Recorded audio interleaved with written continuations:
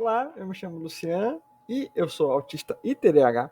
Então, ao longo da minha vida, eu criei diversas estratégias para tentar burlar esse esquema do autismo e do TDAH e tentar fazer as coisas que eu tenho que fazer no meu dia a dia com menos dificuldade.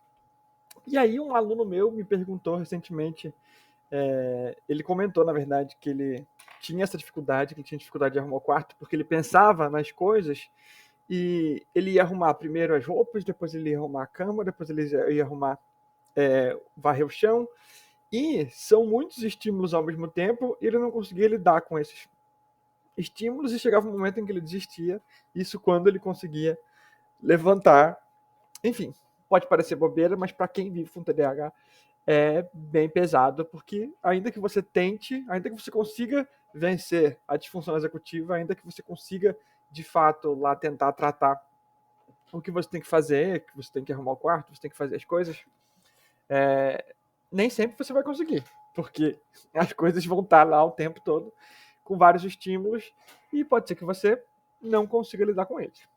Então, fazendo um breve apontamento aqui, a disfunção executiva ela vai trazer procrastinação crônica, vai trazer desorganização, perder, esquecer objetos, esquecer compromissos. Eu, na minha vida toda, já perdi 5 identidades, então eu tive que refazer 5 identidades na minha vida por conta do TDAH, dificuldades em iniciar tarefas, que isso é muito complexo, porque ainda que você pense nessa tarefa o tempo todo, ainda que você esteja o tempo todo preocupado com aquela tarefa, talvez você não consiga fazer por conta da disfunção executiva.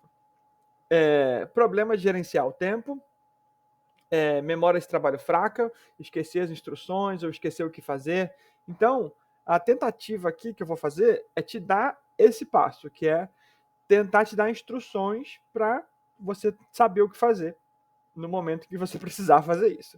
Isso não quer dizer que isso vai vencer as outras etapas, mas já é uma etapa a menos para você vencer isso.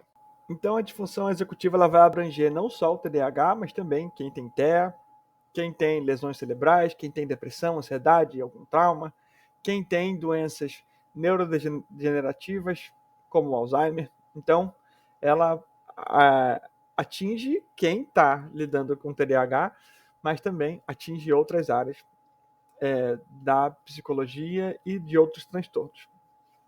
Então, a gente precisa tentar lidar com isso. Eu, por exemplo, tomo remédio.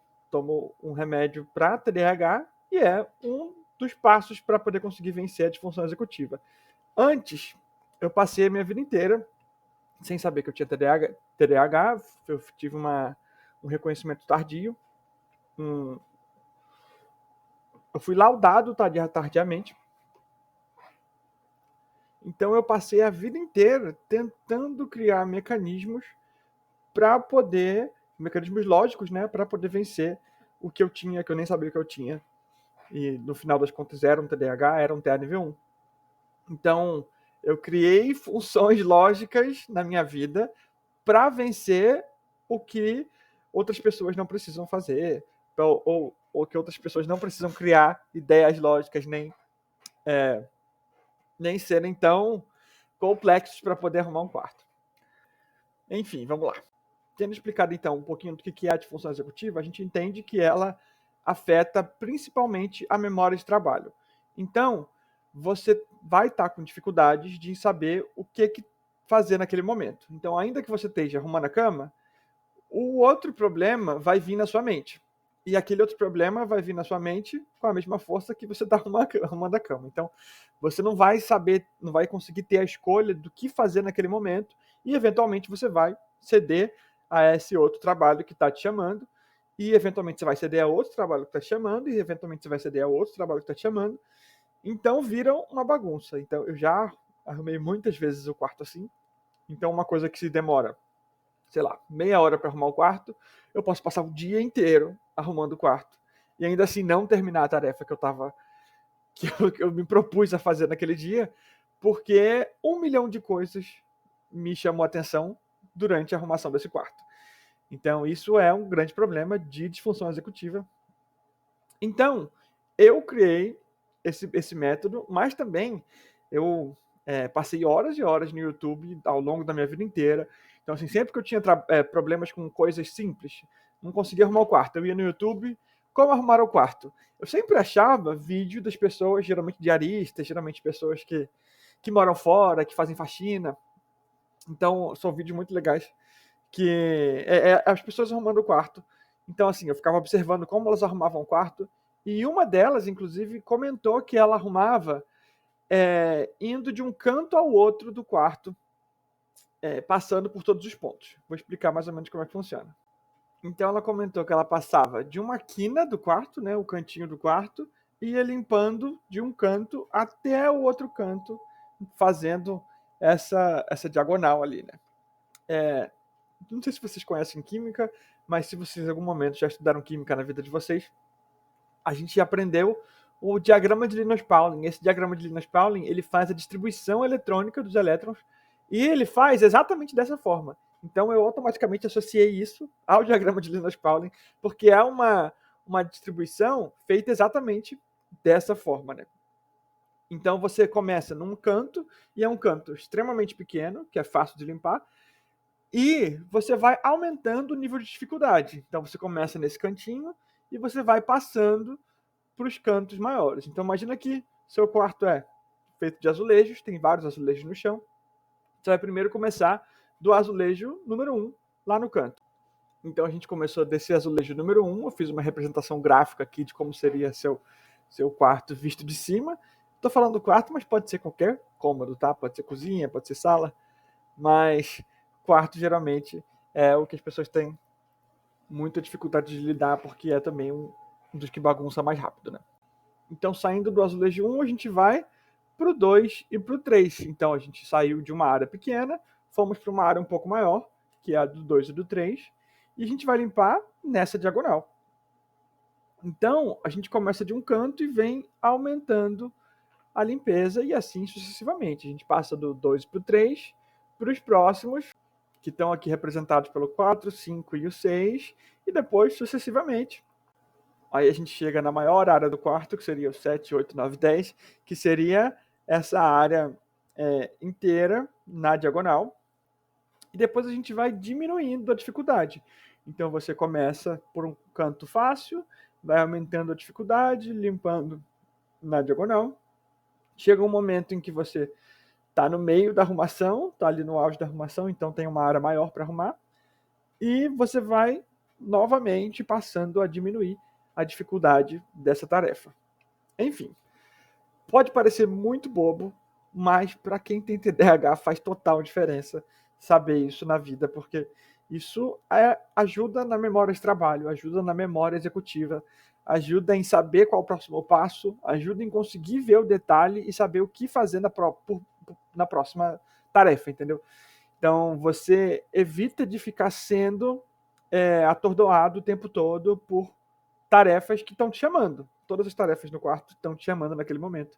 E todas estão chamando ao mesmo tempo. Então, você não sabe o que dá prioridade. Se você não tiver esse caminho estratégico, você vai passar o dia inteiro arrumando o quarto. Então, isso te dá um caminho lógico para conseguir seguir a sua vida e seguir com a sua arrumação. Enfim, eu já finalizei. Essa era a técnica que eu tinha para mostrar para vocês. Mas também eu queria relatar que isso tem muito a ver com a forma que a gente enxerga as coisas, que as pessoas neurodivergentes enxergam as coisas.